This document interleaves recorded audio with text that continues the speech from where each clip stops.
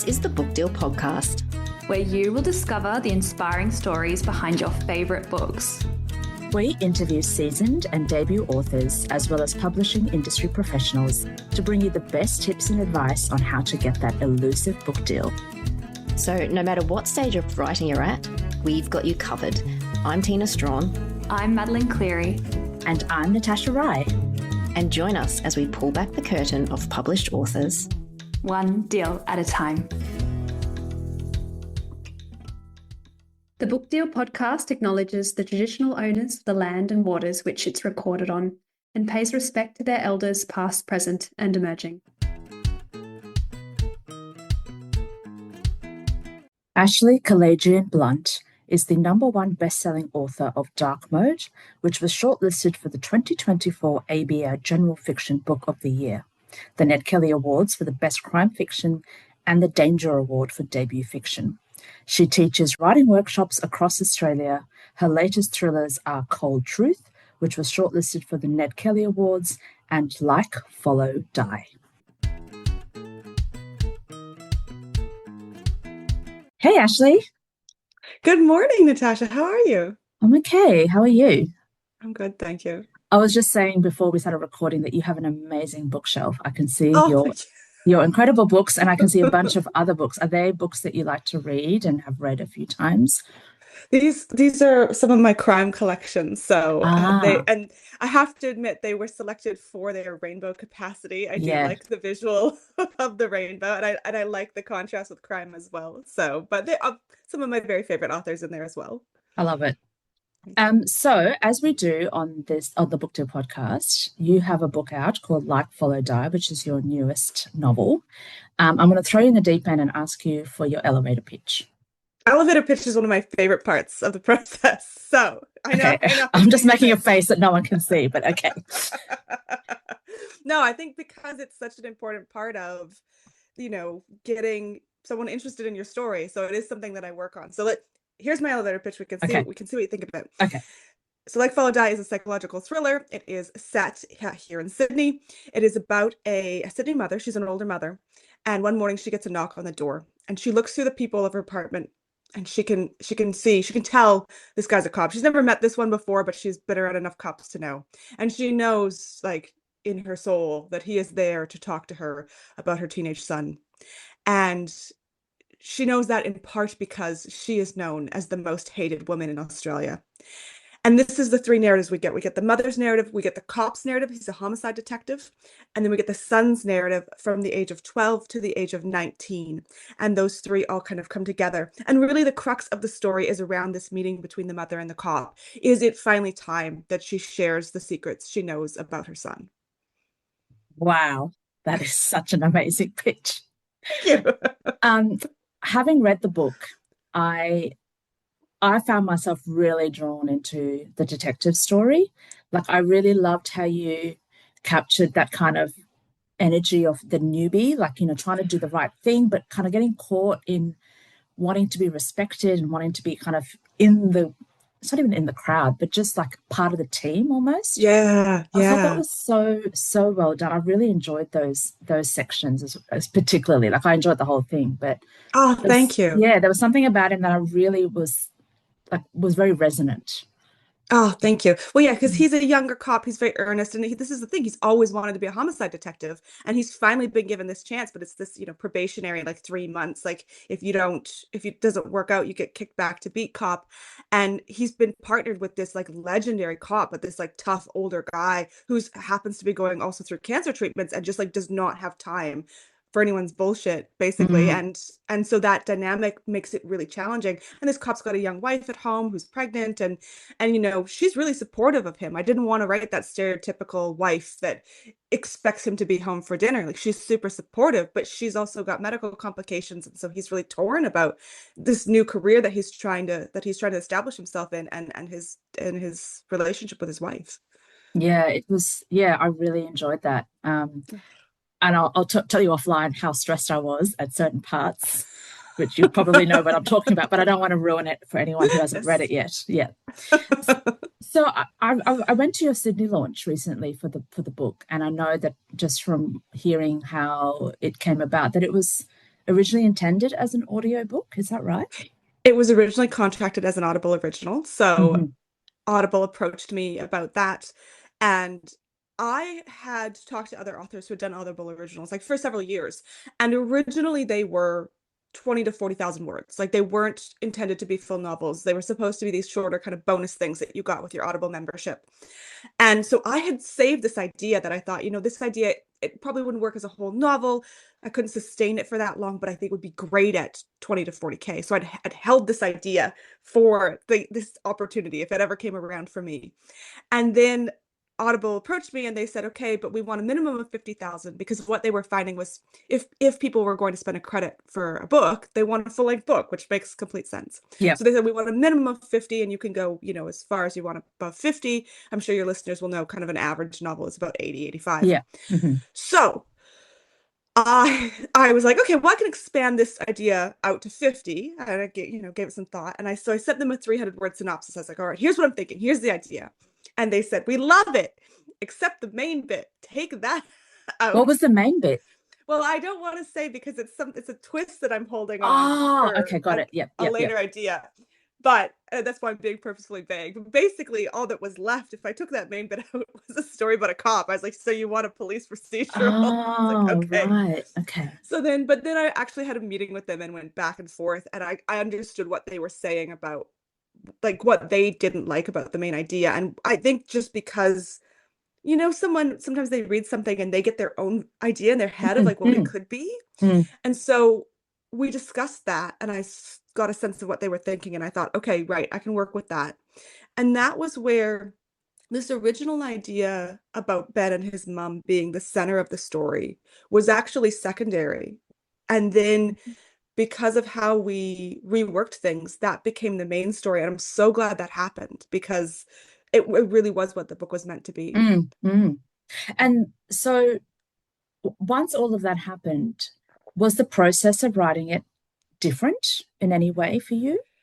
This was my easiest book. I've never had an easy book before. And in fact, my previous thriller, Cold Truth, was incredibly difficult. It was my fourth book, but it was my second thriller. And so it was second book syndrome in terms of you're trying to write for an established audience in the same genre.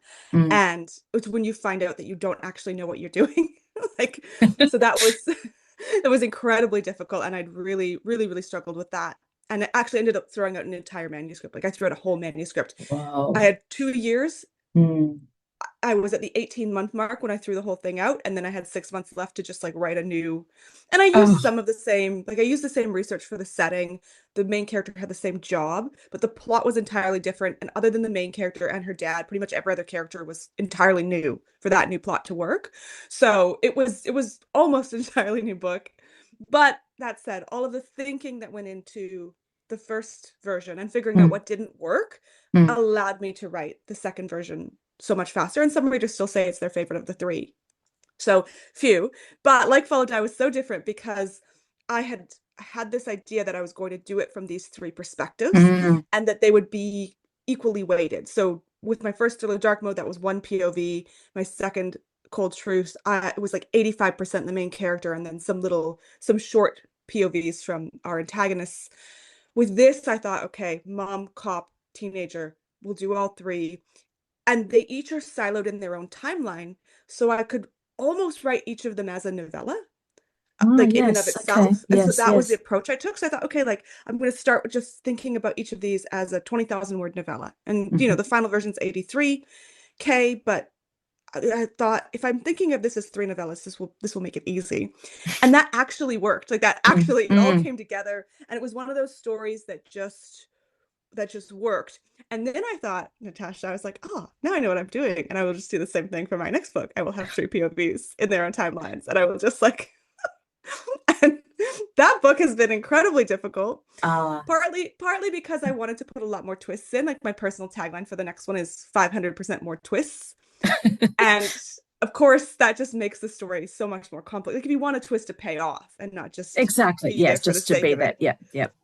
Yes. So my next one is currently sitting at 96K, and It's a bit of a mess. It's going to come together. Like, I'm really excited about it. I'm not going to have to throw it out or anything, but it has not been nearly as easy. Like Fall Die wrote, I had a workable draft of that in 10 months, which That's is so fast. It's amazing. Like, well done. Yeah, amazing. thank you. Thank you. Thank you. And actually, I've heard you say that, you started to become interested or drawn into kind of cyber thriller and also the manosphere, like through Dark Mode, and now you wanted to write about it then like Follow Die. So I just came across this article a couple of days ago about Victoria has appointed their Minister for Men and Boys. And Oh, yeah, and New South Wales and the ACT have now got appointed shadow minister responsible for men. And I guess the what caught my attention, I mean, I knew I was going to be talking to you and I've read your book, but also what caught my attention was this article was saying that the ministers want to do or bring about change that activist groups don't want. So activist groups are coming in with this idea of, domestic violence courts are skewed against men because women make up claims, blah, blah, blah. And the ministers are saying, well, actually, that's not what we want to do. And I was just curious about what you think about that, probably, given that you've been immersed in some of that yourself in the writing of these books, about this idea of a minister coming in for men and boys and trying to do something different. that is so interesting. And I do think it sounds like exactly what we need, because I'm assuming that what they are doing, which is what I would hope all of our ministers are doing, honestly, is drawing on the actual research and the actual facts. Because, for example, that comment about the courts being skewed towards men or away from men, yes. away from men, skewed towards women. Uh, so there are groups, men's rights groups, and they are very involved in media and politics, and they're also very involved in social media and trying to get young men and boys to be involved in their communities. But one of the things that they will do is they will just make up statistics, they will just make up information. And we're in this cycle now where if someone from the media, they want to get a balanced story, they're like, okay, this person represents the other side of this debate, they'll go and interview them. They don't have time to fact check them, they don't have time to, so they'll just take what they say and just put it in the news as if it's reality. Fact. Yes. And so when you get investigative journalists who actually go and say, okay, so and so said this, but is it actually true? They've found that so many of these things are just made up. And it's unfortunate, because if you're a member of that group, you're being told this by someone who's an authority figure, you believe it, right? Exactly. So why wouldn't you go to your minister and say this needs to change? But I hope all our ministers, no matter what they're doing, are going, okay, let's actually look at the research and see what's really going on. Yeah, I felt very optimistic when I read that. I was like, oh, this is beautiful. Like, this is wonderful. Yeah. Yes, absolutely. So in your research for your novels, like, did you come across examples where things are trying to be implemented or there is a glimmer of change in terms of education for men and boys? The UK has actually just brought in education to teach boys to respect women. And it was really interesting because, of course, you see that as a headline on social media, right? And then you go and read all the comments, and there's all these comments. And whether they're, whatever, it's social media, but all the comments are, well, what about teaching the girls to respect the boys? And and the thing is, I have been going across the country on book tour over the last 3 months. And one of the things I've been doing is talking to people who work in particularly high schools about how much things have changed. It's just even the past 5 years, even like 5 to 10, but especially the past 5. I was talking to someone in Newcastle just recently, and she works in high school, and she said last year was so bad in terms of the way the boys treated the female staff, especially. And she said, it was the worst in my entire career. And she said this year is already worse than that. And she said, established female teachers, like head teachers who have been doing this for decades, have never had these kind of problems before. They cannot get the boys to like calm down, to do anything. Like, there's just this level of complete disrespect. But then they go into a male teacher's class and they're perfectly well behaved. So they know how to behave. It's just like this outward display of disrespect that I think they're, they feel like this is part of what it is to be masculine because that's what they're being told online. So there's this, it is kind of hitting a crisis point. So if you don't know that context and you just see that headline on social media, it looks really skewed, but Yes, it's it does. actually Yeah. exactly what is needed right now to Gosh. combat this. Yeah. How did you hold on to your optimism or sanity or, I don't know, something good as you were looking into this and writing? I mean, before this, I spent 10 years researching and writing about genocide, and particularly the Armenian genocide of World War I, which my grandparents both survived, my great grandparents. And, I had learned as a 16-year-old that my great grandfather witnessed not just his entire family, but his entire village slaughtered and then burned to the ground. And so like that's something that lives inside me, is what humans are capable of doing to each other. And so I don't know if it's just that I'm a Gemini, and so I kind of had the two sides. Like I used to do stand-up comedy. I've always been like, in the past when I was healthy, I was always involved in some kind of comedy. I think that so it allows me to compartmentalize like the really, really dark stuff that I research and that I write on, and then the fact that there's also more to life. And I remember interviewing someone who works at the Genocide Memorial Museum in Yerevan in Armenia. And she was a PhD scholar in genocide at that time, and she worked in the museum. She gave tours. So she's talking about the worst things people do, and it did, and to her family and her people every day. And I asked her that exact question that you just asked me, and she said, "Oh, I go out to the pub and I have a drink with my friends afterwards. Like it's not my whole life." Exactly. And that's so important, like, because I know that when you do research or periods of research, it can just feel so immersive and just draws you in. And that's a nice reminder that it's not your whole life. Yeah. But I will say, actually, I mean, when I was researching genocide, obviously we were in a different political moment to where we are now, and I think it would be harder right now. But I do find actually writing about the manosphere more emotionally challenging than I did writing about the genocide, because it is integrated so fully into our society, and seeing how much worse it's gotten. Like I said, in the past 5 years that I've been doing this writing, like I started writing Dark Mode in 2020, like the fact that it has gotten that much worse, and the fact that we are seeing the ramifications of it. So I do find that a bit harder to, like, I've had to put more effort into managing it, kind of the psychological impacts. Yeah, I can imagine. It's all around us. Yes, exactly. Yeah. Okay, so to zoom out a bit, yes. Because I don't think we're going to be able to figure out a solution between the two of us, even though we possibly could if we had enough time. So just going back to what you said about researching the genocide. So you started out, well, the first book that I read of yours was like essays and then a bit of a thriller type vibe. It was, but I guess I'm calling it diaspora. I don't know how you describe it, but I'm wondering how you moved from that into writing thriller and crime.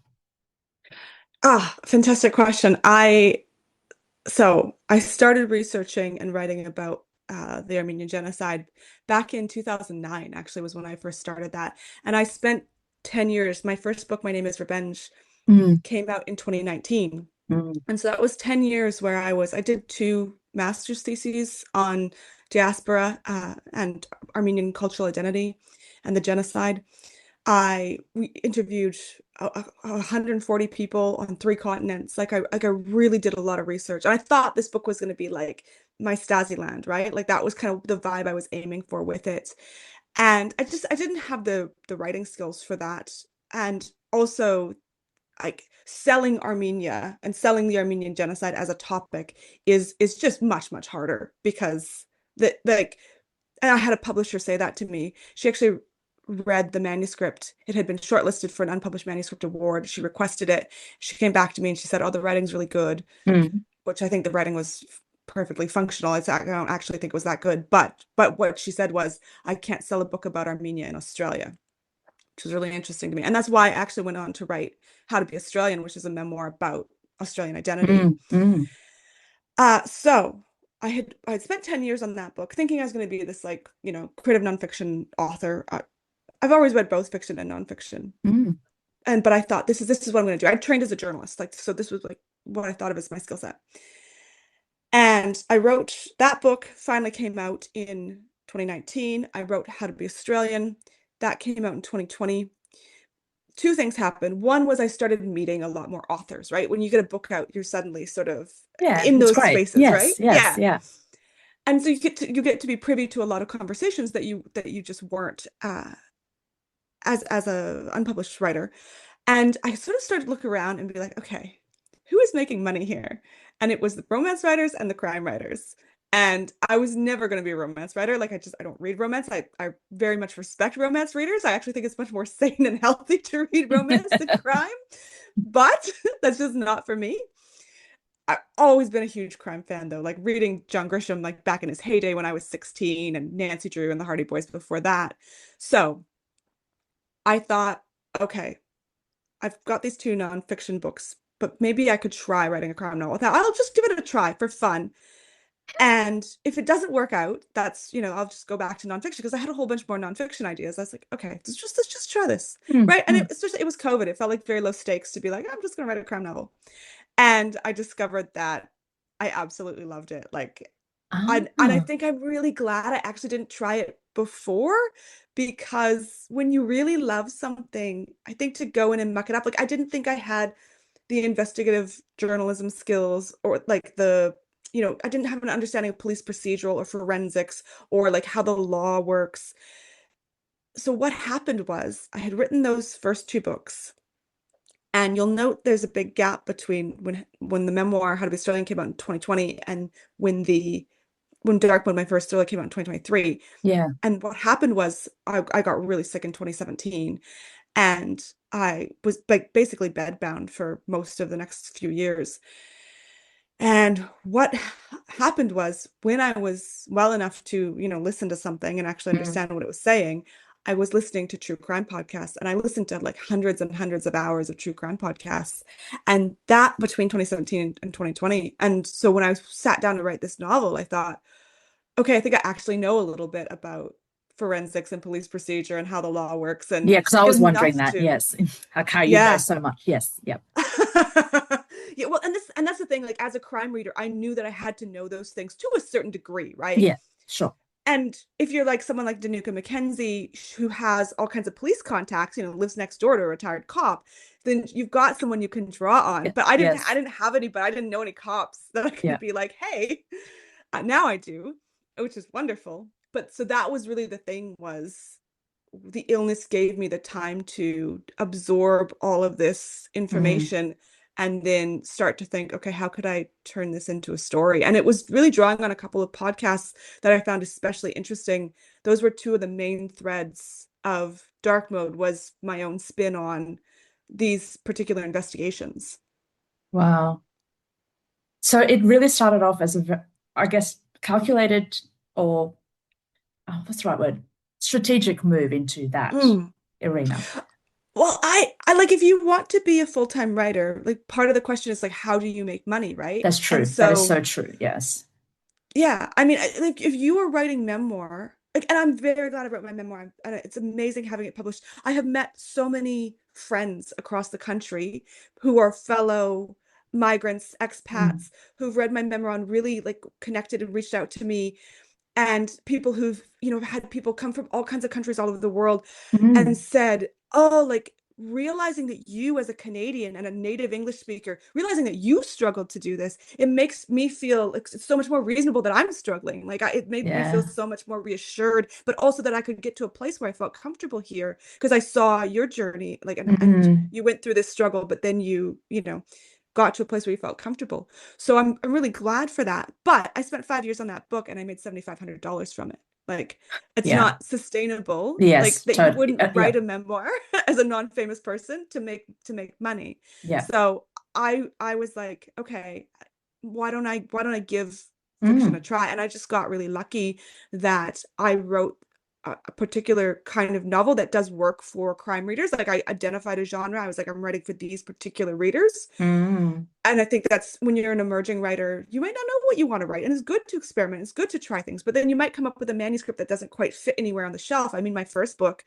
like you said, half fiction, half nonfiction. Mm. It barely made it into any bookshops because booksellers were like, well, where do we shelve it? Like, what Yeah, is it? yeah, yeah. So I got lucky that way. And then I also got lucky that I had written something like the cybercrime angle of dark mode that, both my agent and my publisher really thought, oh, like this is a perfect moment for this. So just in terms of timing, like there's always a luck factor, right?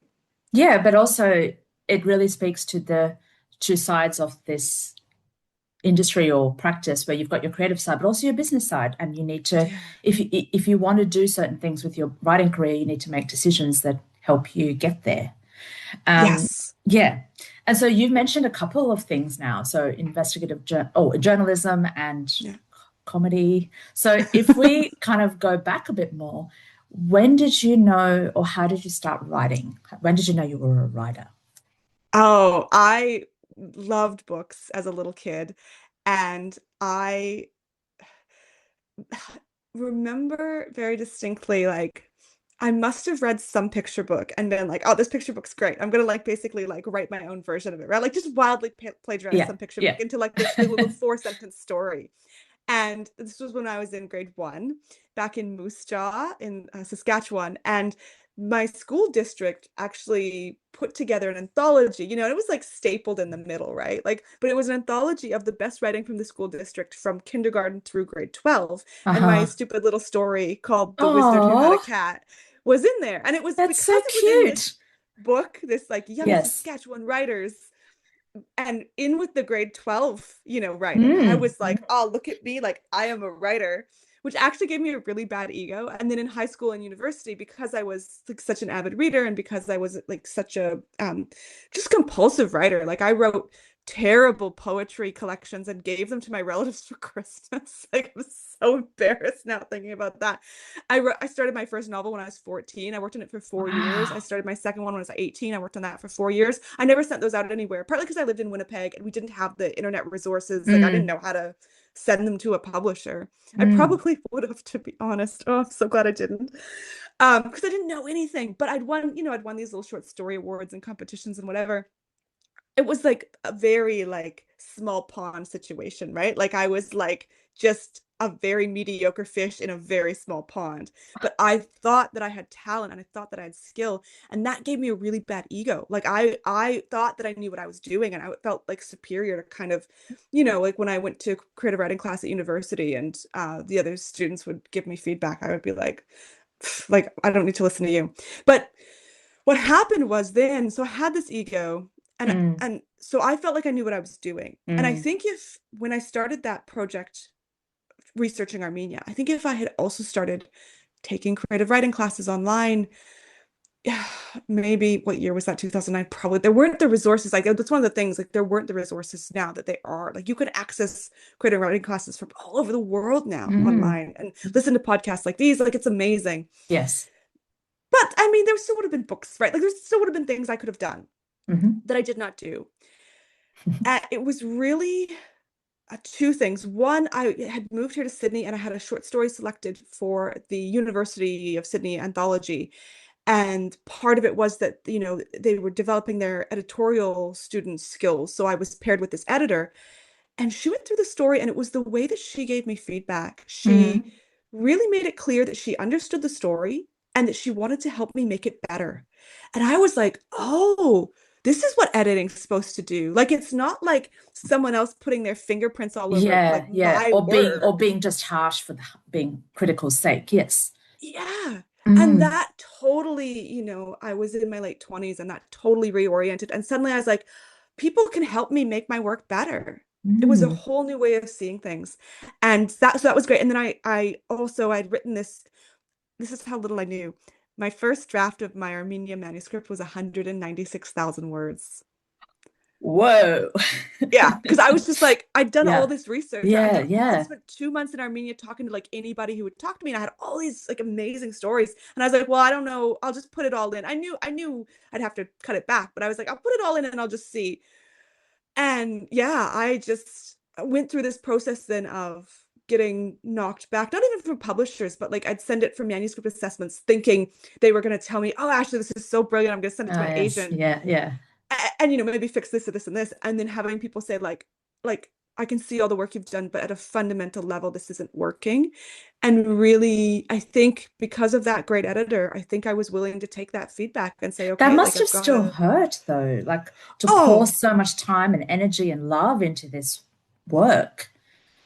and honestly, one of the things I talk about on my podcast, James and Ashley Stay at Home, which is about creativity, writing, and health, like I co-host it with James Mackenzie Watson, who also lives with chronic illness.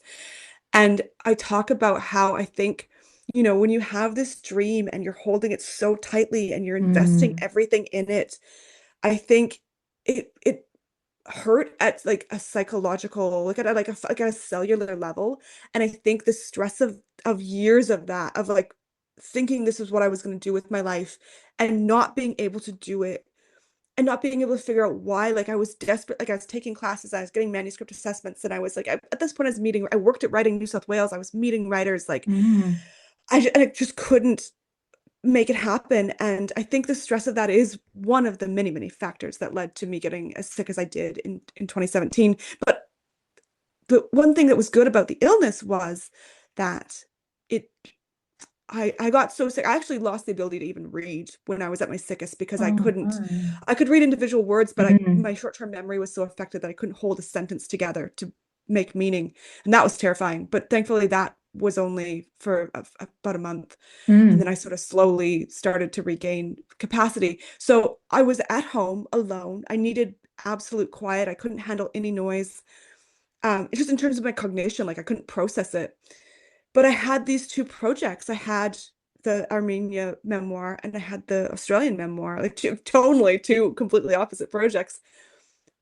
And so when I had little pockets of like 15 or 20 minutes where I had energy, I had these worlds I could escape into.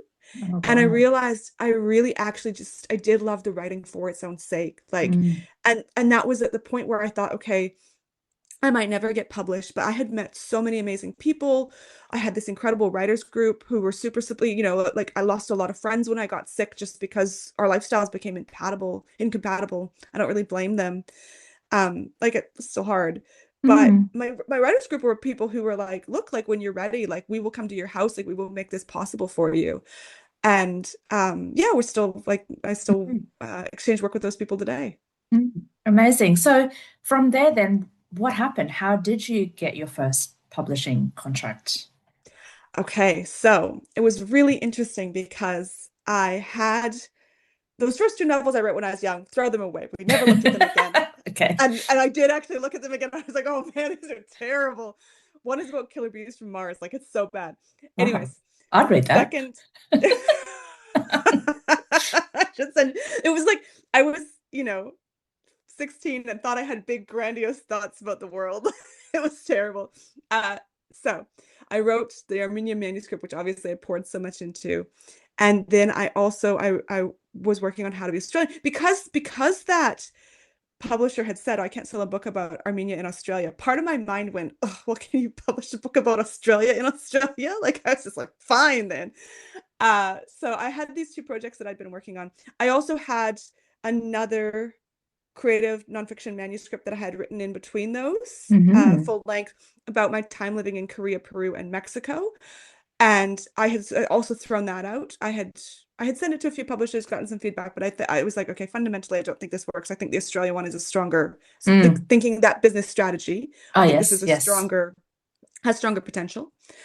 And so I had the Armenian manuscript, which I'd gotten from 196 down to 75K over many, many drafts, Oof. right? Yeah. But I had this comment, like, we just can't sell this. And so I was sort of kind of thinking, I was like, I'd been starting to take essays from it. And this is how I started developing my publishing portfolio was I did a lot of book reviews, first unpaid, and then I started getting paid for them. That was really useful. I recommend that to all my writing students. And then secondly, I had this big nonfiction work, which one of the benefits of that is you can take pieces from it and carve them into essays and send those out. And so I started getting published in places like Griffith Review. So that was really helpful in terms of, oh, like maybe I have some hope of Mm, succeeding in mm, this endeavor. I decided to do this second master's degree. In my first one was in cultural studies. I decided to enroll in a creative writing master's, and I did that at Macquarie. Technically, it was a master's of English, but it was like I was just doing the thesis portion, and the thesis portion was agreed it would be half creative writing and then half exegesis. And so I, for that, decided to write a novella. And the reason why I want to do this program, I thought, okay, well, I need to do more learning. Like I just need to do more learning. And people who were getting published were a lot of people coming out of a university program. So I actually wanted to do a PhD in creative writing. And they said, do this master's, and this is like a gateway to PhD. So that was the plan. So I thought, well, I'll write this novella for the thesis. And I wanted to write it from the point of view of a terrorist, because I had learned about all these terrorist attacks around the world committed by Armenians against Turkish diplomats for the purpose of trying to gain recognition for the Armenian genocide, which was a terrible idea, right? These were grandchildren of survivors who were watching the way the world was embracing Holocaust recognition in the 60s and 70s and thinking like the same thing happened. Like we were the blueprints. This was the blueprints for the Holocaust. How can we not also be recognizing had the our recognition? history? Exactly. Yeah, Yes. exactly. So like what was so interesting to me was these men were committing terrorism for the exact same reason that I was researching and writing. I was like, oh, our motivations. So when you think about character motivation, right? Our motivations are identical, but our motive, like our actions, our choices of action are very different. So I thought this is an incredibly challenging concept. I want to do that with a supervisor. I want to do that in a university setting. I never thought that novella was going to become my first published book. It was really just a learning exercise. Oh, wow. But then, of course, once I had the novella done, like once I graduated the program, I was like, okay, well, I've got this novella, the novella is like, what, 14K? I was like, I can enter it in some novella competitions. Again, not thinking this is a book. And what happened was it was shortlisted for a prize through Spineless Wonders, who are a fantastic local Sydney publisher. And they came to me and they said, we would love to publish this as a book, but it's not long enough to have a spine at 14K. So they actually asked if I had other short stories. Like they were thinking, oh, let's do a short story collection. And short stories have never been my strong suit. I had a few, but I was like, look, like I've got these essays like that. And some of them really, the novella is set in Sydney in the 80s during like when these terrorist attacks were happening, because this was the other strategic business element, was I'd brought in the true crime of the Turkish consul general and his bodyguard in Sydney were assassinated December 1980. It's still an unsolved crime. Wow. Like they know, like this Armenian terrorist group took responsibility for it, but the actual individuals who did it have never been caught. So I thought, okay, well, I'll bring in true crime, something that happened in Australia, and then I'll get people interested in this history. So that's how the novella came together. Was we start with the novella, and then hopefully you want to know all this history that's been hidden from you. So there's all these essays waiting to then walk you through the history, and they combine journalism and interviews and memoir and research. And so that was how the first book came together. And so that came out in 2019, and that felt amazing. Like this project that I'd worked on for 10 years, it was this tiny little book, 25,000 words, right? Yeah. Just long enough to have a tiny little spine. But it got me into Sydney Writers Festival. Like I was on the Sydney Writers Festival program. It was in Glee Books. Like we had a launch. Like I felt like a proper author. And that book still sells today, and what I love is Australian readers will pick it up and read it, and they will say, I am so glad I read this because I had no idea about any of this history. Yeah, I had no idea when I read it. Like I was like, oh, wow, this whole world is out there. And yeah, it's awful. And just for context for listeners, it's because Turkey, which came out of the Ottoman Empire, they still officially deny it. But there is more written evidence of the Armenian genocide than there is of the Holocaust, including in archives around the world, including in Australia's own archives. Like Australians were held prisoner of war in like Armenian churches, and they watched the Armenians being marched out of their towns and villages, and wrote about it in their diaries. Even like there's just so much official correspondence. So yeah, but that's silencing. Yeah. And so it's an example of like I wrote about what mattered most to me. I wrote about what I was most passionate about. And same with the Australia book. Like I was thinking like, okay, can we sell a book about Australia? But it wasn't just, oh, I'm going to write about this just because I think I can sell it. It was because I had spent years having all these conversations with Australia about things like living in -40 in Canada, and like understanding what it is to be Australian, and how that varies state to state and person to person. And so I thought, okay, that's an idea. I'll just open a Word document and start taking notes. I had 20,000 words within like a few months. And I thought, oh, okay, like I have opinions about this. Like Yeah. this could be a Yes. book. Yeah. So how did you change publishers? What was that process like? Because Okay, so Spineless yeah, Wonders only does short form. They don't that's right. do Yes. full-length books. So that was never an option. Unless I wanted to do more short form, it was never an option to publish another book with them. And they're so wonderful. And I think they're like, if you're writing short form, check them out. I was working on How to Be Australian, and I'm trying to remember what year it was. It must have been 2018. So I had submitted it to a program called Open House at Writing New South Wales, where they have a publisher come in, they do a bunch of panel talks. So you learn all about how a publishing house works in the Oh, morning. yes. And then in the afternoon, you've done this? Yeah, that's how I got my publisher, Open House. Oh, Yeah. oh, amazing. Oh, right. Yes, of course, you've told me that. Yeah. Yes. So, and then in the afternoon, you have like a 10-minute meeting with a publisher or editor who has read, your first 10 pages and your synopsis. And so I met this wonderful publisher from HarperCollins, and she was like, oh, I think, this memoir has so much potential. Like, I'd love you to send me the whole thing. Super exciting. Send her the whole thing. She comes back and she says, look, like, I think there's so much great material here. I don't think it's quite working structurally. Are you willing to make some changes? And I was like, yes, of course. Like, tell me what you think will make it work. And so we, talked, and I went away and I spent multiple months revising.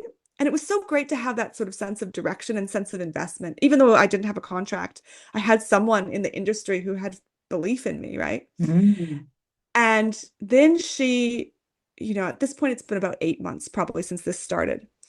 And she told me she was taking it to acquisitions. She said, tomorrow morning, I would take it to acquisitions. Whoa. And I knew from working at Reading South Wales, talking to authors, I knew there was a chance it wouldn't get through acquisitions. So there was a meeting where the publisher says to the company, like, I think this is a book we should run with, and sales and marketing and, all the other departments weigh in. Like, can we sell this? Is it right for the market right now? And so she had told me she was taking it to acquisitions on a Tuesday morning. And by the end of day Tuesday, I had not heard back from her. Oh. And so I knew, I was like, okay, I know it's a no. And she contacted me the next day to tell me that. But here's the thing. I had held in my head the idea that this could be a no, right? And I had a plan. I was like, I'm going to send it to Affirm Press because, their list is very Australiana. I think I'd always had Affirm Press in my mind as like, this would be a good publisher for this book, which I think, again, thinking strategy, like who publishes what. It's important to know that. Yeah. Yeah. And I mean, HarperCollins would have been great. Like HarperCollins would have been amazing. But so I had this plan, like I had it all planned out.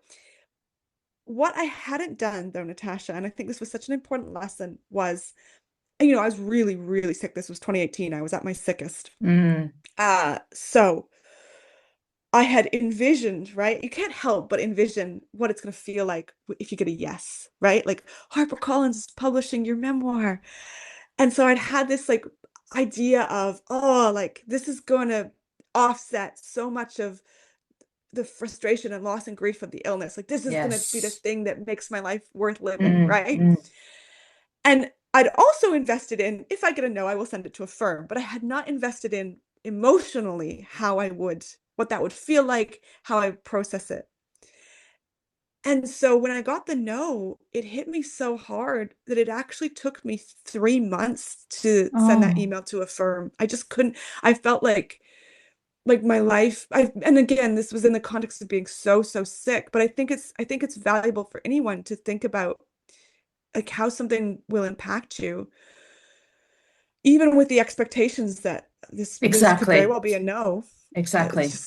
So then what I did was I could have sent it through the Affirm/pile, but it was open, and I had that prepared exactly how they had listed on their website.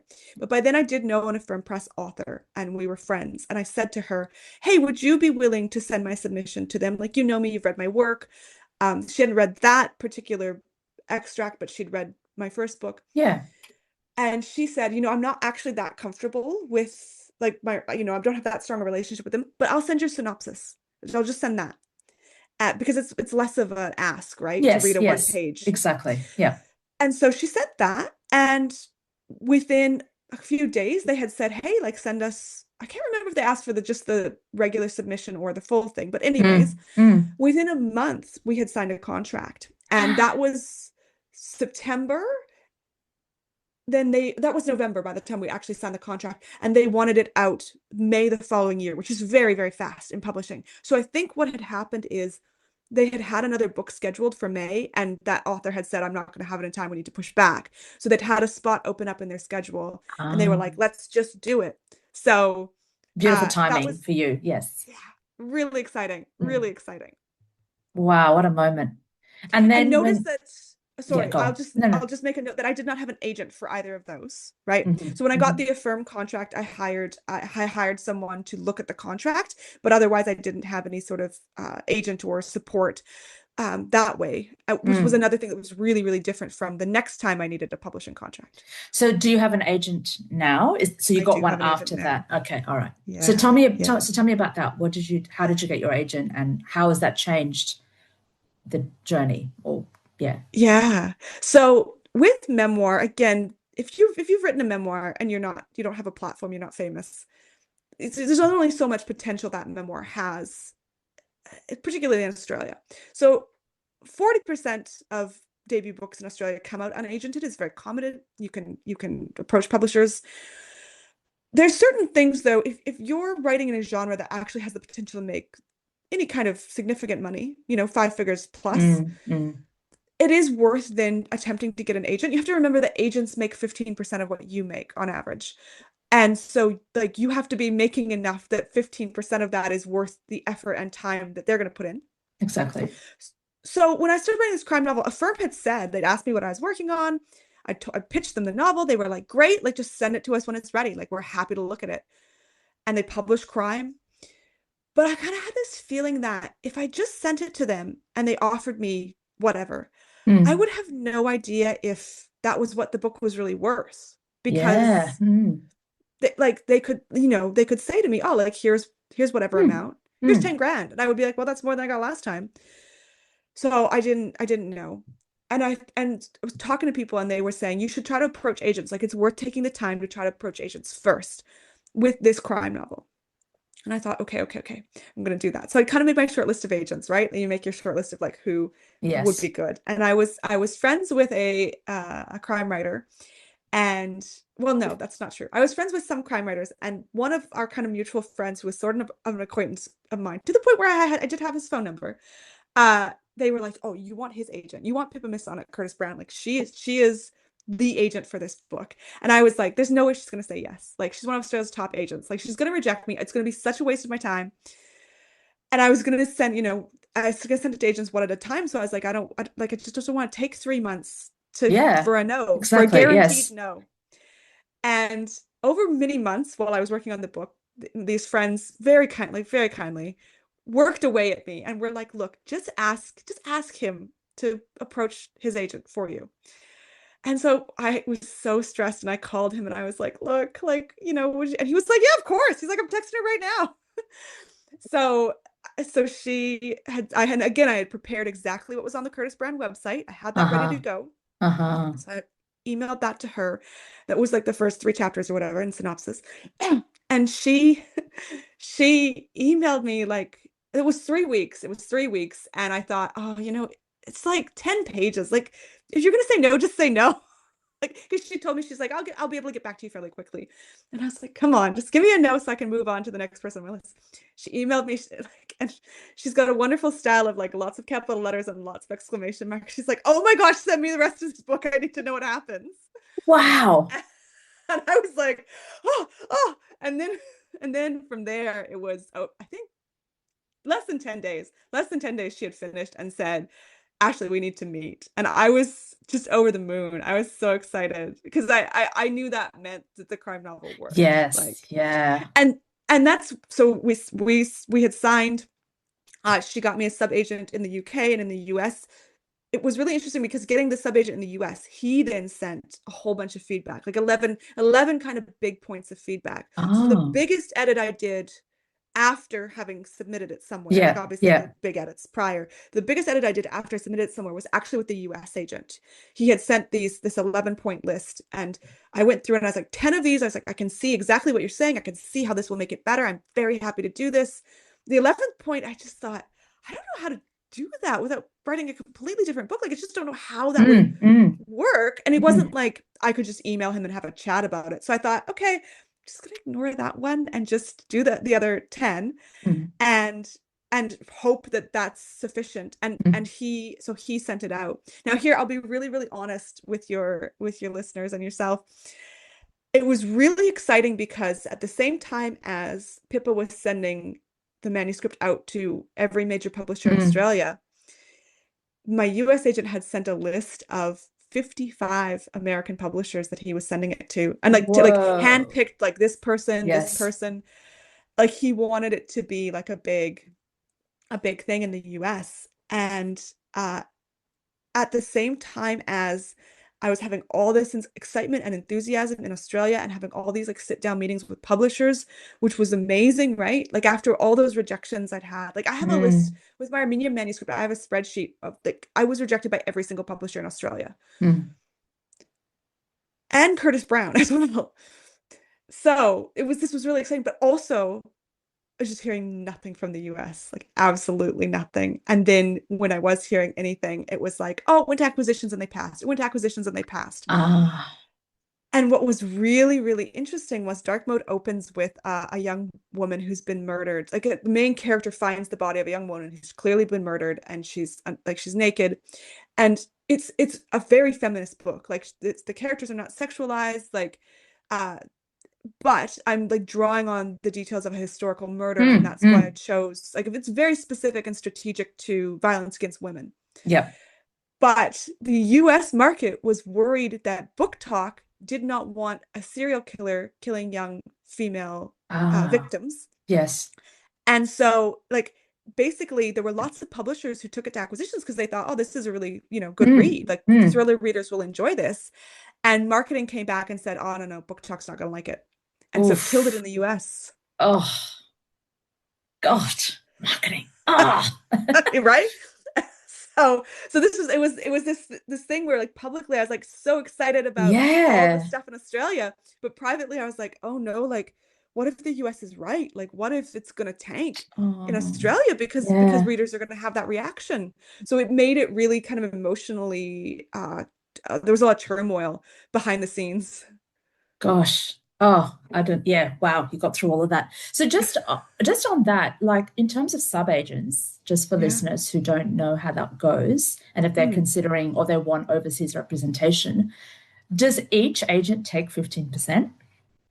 No, with subagents, it is the local agent takes 10% and the subagent takes 10%. So it's 20. So it is a little bit more, but you're getting the extra market. So that's how that's kind of the standard. There's always outliers, but there was an agent in Australia who was taking 40%, like just locally taking 40%, but outlier, like pretty much every agent that I know, it's a standard 15. Okay. So for example, with your books, so if you've got a UK agent, a US agent, an Australian agent, each of them takes 10. Is that right? Yes. So as an example, yeah. So I don't interface. One of the things about a subagent is I don't generally interface with them at all. Like my agent here handles all of that. So then for example, Dark Mode did come out in the UK, they take off the payment, they take 20%, and then that's then divided between the two agents. Got it. Yeah. So then the Ultimo obviously published that Dark Mode, right? Yes, they did. Yes. And now the next two were also Ultimo Press. Yes. Yeah. So I stuck with Ultimo. So I like one of the great things about an agent is she sold a 2-book deal. So, and I knew when I first met, the very first meeting with her, I was like, I got to come with my next idea ready to pitch. And so I had this idea, worked on the pitch. Good. Yeah. Sat down with her. I was like, here's the pitch for the next book. And she's like, okay, great. Send me a synopsis. And the synopsis is very different from a pitch, right? Like, yes, totally different. Yes. Okay. But, it wasn't like she needed it tomorrow. So it took a month and I sat down and I was like, okay, And this was one of the things I thought I knew because I'd worked so hard on dark mode. I thought I knew how to write a crime novel, and I had this idea, and on paper, the idea looked great. The only thing the final version of Cold Truth has in common with that original synopsis is, well, two things. One, it's set in Winnipeg winter, and two, it's a woman looking for her father. But even that, like in the original pitch, she believed he was dead, and in the final version, she has no reason to believe he's dead. Okay. Quite a big change. Because Yeah, the whole that totally affects your intention and how you write scenes. And yes, of course. yes. Yeah, exactly. And I think like I still love the original idea that I had, and a much more skilled writer could have pulled it off. I don't think the problem was with the idea. I think the problem was with the gap between the idea and my skill set. But anyways, Pippa, it was really exciting. And then here in Australia, it was that thing where like there was a bidding war, like it went to auction, like it was like the Amazing. kind of The dream, dream. right? Yes. And so we got this 2-book deal. Obviously, I did another big edit with the publisher, but not nearly as big as I'd done with the agent. Dark Mode came out 2023, and I had said to them, one of the things when I talked to all the publishers, one of the things that they ask is all like, when could you get another book out? Because I mean, their hope is that you'll become a book a year author, like Sally Hepworth or J.P. Palmeret. And I had said, with the chronic illness, I've started working on the next one, but I'm going to need 2 years, which was fine. That was fine with them. No one pushed back against that. And then, of course, we've talked about how difficult Cold Truth was. And actually, again, I'll be really, really honest with your listeners because this one still sings. But when I sent in the first version of Cold Truth, he was like, okay, like this has got all kinds of problems. And I was like, well, yes, I know that. I just wrote this in 6 months.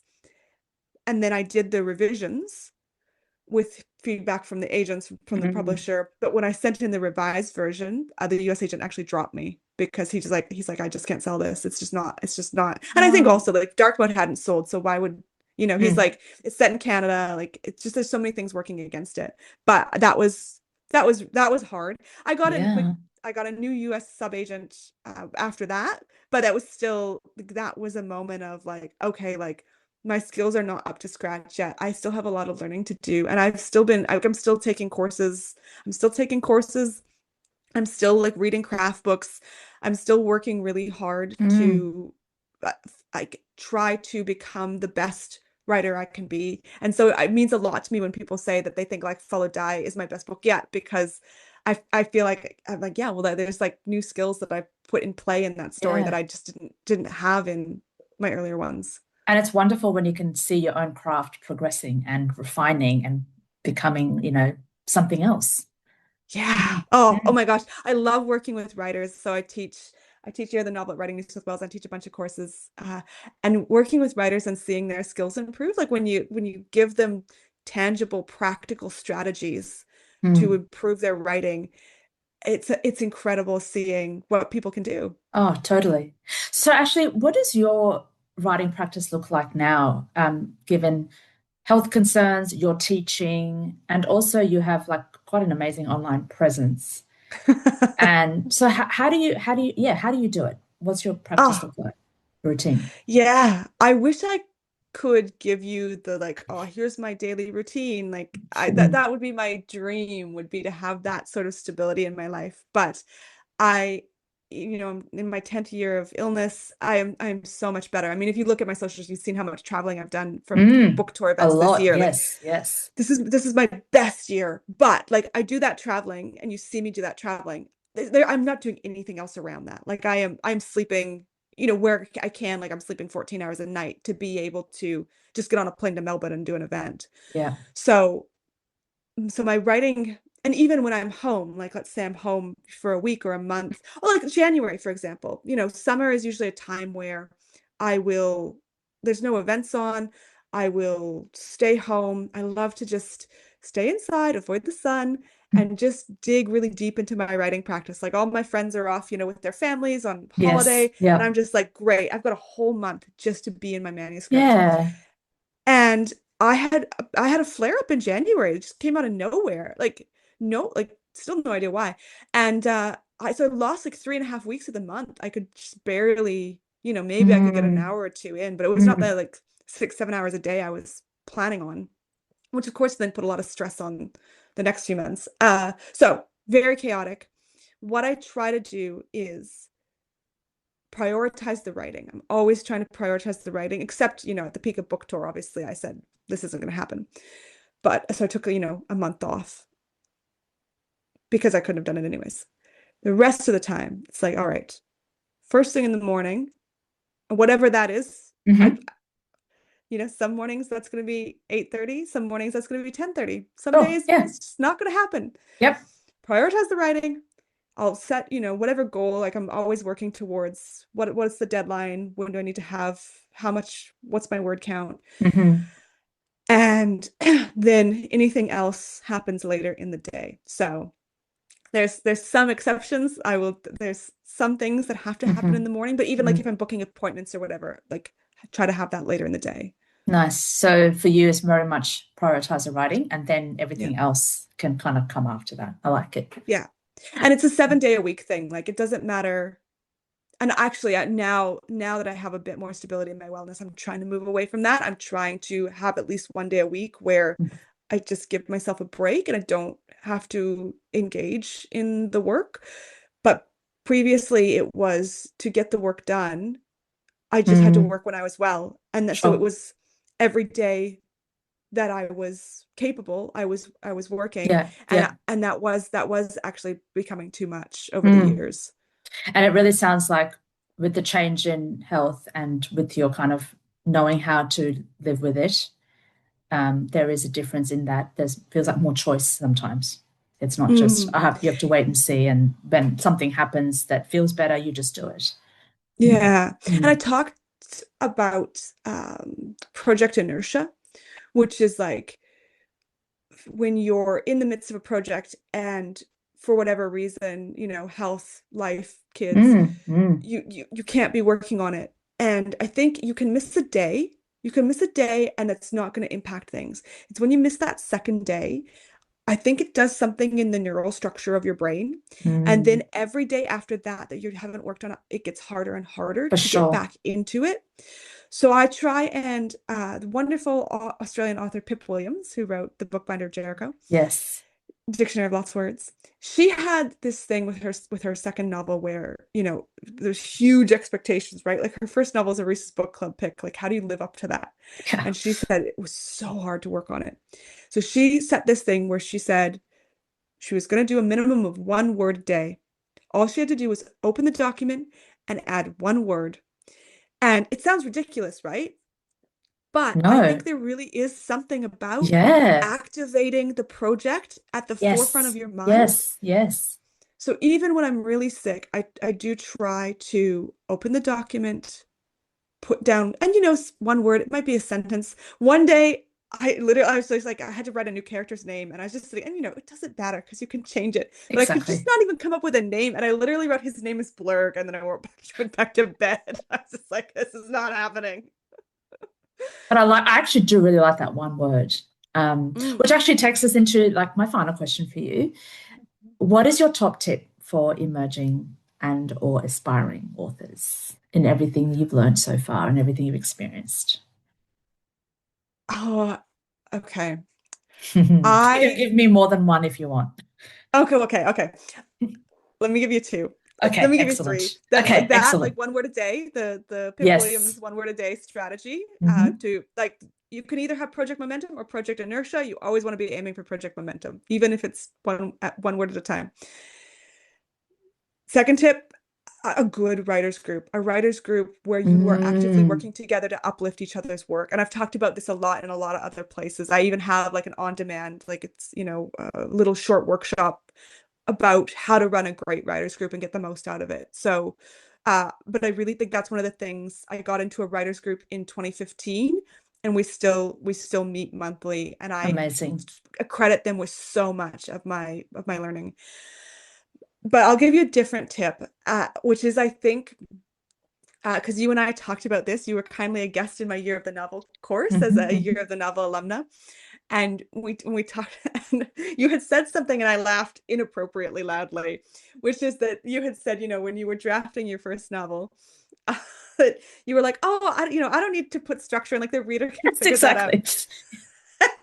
I laughed really loud because I thought that was hilarious. It's just that like the reader can figure it out bit.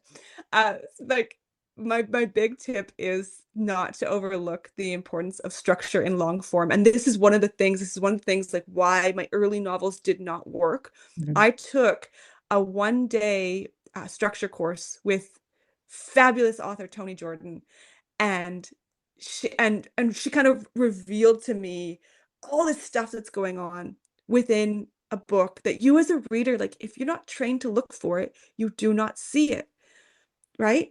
And so she just kind of like it was like pulling back a curtain, and I suddenly realized I had all this work to do and skills to learn.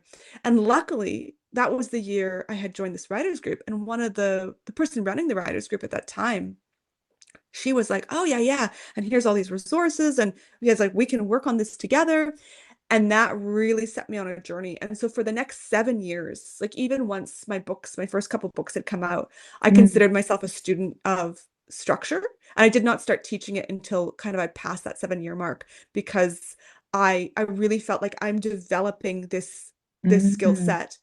And now it is my favorite thing to teach, because it is implementing it. And I'm not just talking at the macro level, like I'm talking at the scene level, I'm talking at the page level. Implementing it is one of the things that will take your writing and make it and change it from here's a series of things that happened and how some people felt about those things to a cohesive, coherent story. That is amazing advice, because hearing you just say that last bit, I was like, I think I need to do some more learning and training on that too, because it for me anyway, like it does very much feel like this later drafts that things have to come together. But I was just thinking, imagine if I brought that knowing or learning into an earlier draft, it would be so much more cohesive earlier. Well, and I think that now I'm more structured when I sit down to write something. Like I'm working on my 12th manuscript right now, my 11th and 12th manuscript right now. So it's much more inherent to me. But when I started learning, even with dark mode, like I use this structure in My Name is Revenge. I use this structure, just period, in How to Be Australian. And that was the key difference. It was taking that Toni Jordan course, and tragically she no longer teaches because she's on book a year. But it was taking that course. Everything I wrote before that did not get published. Everything I wrote after that, aside from that one version of Cold Truth, has been published, and to increasing degrees of success. Yes, that is very telling. Well, and that's, I always show, like I have a really simple slide that just kind of shows that to students when I start workshops, and understanding that it's not just something you're going to pick up from like a 3-hour workshop or a 6-hour workshop, but it's a starting place. Yeah. But even after that, I still, like with dark mode, if I tried to work the structural stuff in my first draft, I got overwhelmed. Like I was like, but it's like this and that. So I think just allowing yourself to just write a really messy first draft, or like if you're more of a planner, to plan something, but then allow the plan to change as you realize the flaws in the plan. But I also do think learning it, knowing it, one of the first things you need to do is you need to go and look at how it works in all these other books. Yes, and exactly. So you can be investing time in that. And I think it is going to help you create a stronger first draft, even if you're not intentionally using it. Exactly. So Ashley, I'm just going to ask another question, even though I said it was the last question. So given that Toni Jordan isn't teaching it like that anymore, have you come across other teachers or other places or institutions that offer something like that without doing like, if people don't have the time or they can't invest in like the whole year novel, for example, course that you teach, are there other places that you can suggest writers might look for something like that on structure? Well, here is the thing, and I think it's such a disservice to writers, is that it is not widely taught it's just not widely taught. I think because people think, I want to write a novel. So, and here's the thing, is that I think like readers are like drivers. You've been reading your whole life, you've been driving a car since you were whatever age. Yeah. And then when you decide to write a book, you're like, oh, I'm just gonna build my own car. I know cars. Like I can take my car across the country. Yes. And so you are wanting to, if you recognize, you're like, oh, I need to take some classes. The parts of the car that you are familiar with are like character, voice, setting, dialogue, even plot. I would say even plot is the visible parts of the car. And so you make this beautiful car and you're aware that there's an engine in there. But I think the thinking is, if I get the characters working and I get the plot working and I get the voice, then the engine will just magically come together, right? And the way I teach is, forget all of that. Like, character, setting, plot, they're all important. I obviously teach those things. But like, inherently in all of those things, you need the engine to be part. You need to be thinking about the engine. You need the engine to be part of it. And a lot of that comes from screenwriting. So like, you can go and learn this stuff. The difference is that if something is on screen, like TV or film, it has to be structurally sound, like, immediately, or it is so boring that no one would watch it. And so first, if you learn screenwriting, you learn this from day one.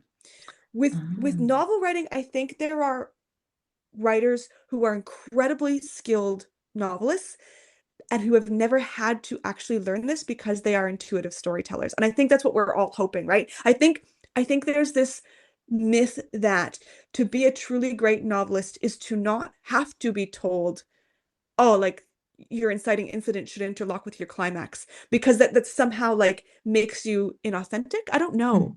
So then a lot of institutions, they're offering amazing courses on character, plot, setting, voice, dialogue, which you should totally take. Like, you need to learn those things too.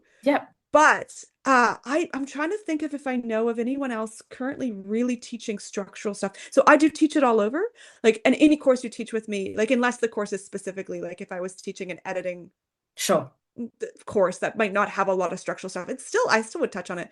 I think I touch on it in everything, but I'm trying to think if there's anywhere else in Australia that I could recommend. But watch out, like, there will be other people, so watch out for if someone says they're teaching not just plot but particularly structure, whether that's macro structure, whether that's scene structure, whether that's story structure, that is, like, you're not cheating, or you're not less authentic if you have to learn this stuff. There's so many manuscripts I see. I do manuscript assessments where I'm like, oh, this is a great idea. These are engaging characters. Like, you've got some really like interesting plot mechanics, but you don't have any structure. And so it's like, and that's all you need. And like, it's a big ask. It's a huge thing, but like, you're being held back.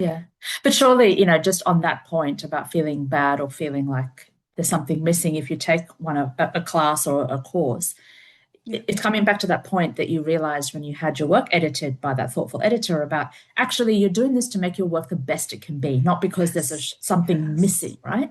You're honing and improving and polishing, which was nice. Oh my gosh, one really interesting thing, the very first big manuscript assessment that I paid for on that big version of the Armenian manuscript, which was called Full of Donkey, one of the things that the manuscript assessor, said in her comments was,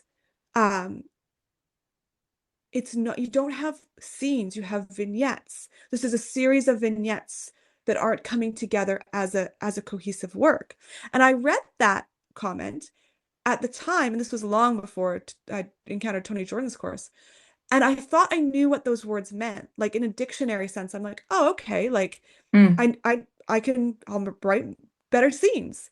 I had no idea what that actually meant. And then when I actually got deep into structural stuff and learned what that meant, now I go back, I look at that, I was like, that was a great piece of advice, except that I couldn't do anything with it because she thought I knew what she meant and I didn't know to ask. And you don't know what you don't know. Exactly. Ashley, thank you so much for such generous and thoughtful advice today. And I could talk to you for another hour, but I'm not sure other people have been interested. But honestly, thank you for coming on The Book Deal. And for listeners out there, Ashley Kalagian Blunt, her latest book, Like, Follow, Die, is out now through Ultimo Press. Oh, thank you so much for having me. This has been a joy.